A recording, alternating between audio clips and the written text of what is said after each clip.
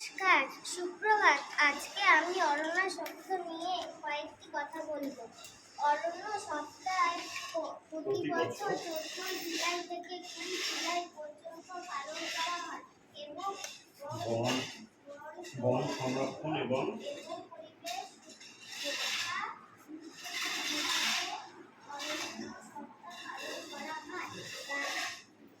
গাছের উপকারিতা যেমন গাছ আমাদের অক্সিজেন দেয়, পরিবেশ ঠান্ডা রাখে ও সুন্দর রাখে, বৃষ্টি আনতে সাহায্য করে, গাছ পশু পাখিদের আশ্রয় দেয় আর ফুল ফল কাঠ দেয়।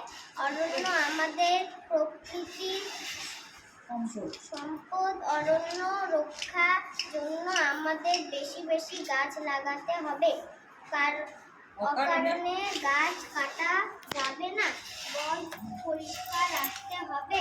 মা যেমন আমাদের ভালোবাসা ও যত্ন নেন এবং বড় করে তুলেন, তেমনি একটি গাছও আমাদের জীবনকে সুন্দর করে। তাই আমরা সবাই একটি গাছ মায়ের নামে লাগানোর শপথ নেব এবং গাছটি শুধু লাগালেই হবে না, নিয়মিত জল দেব, যত্ন নেব এবং বড় করে তুলব।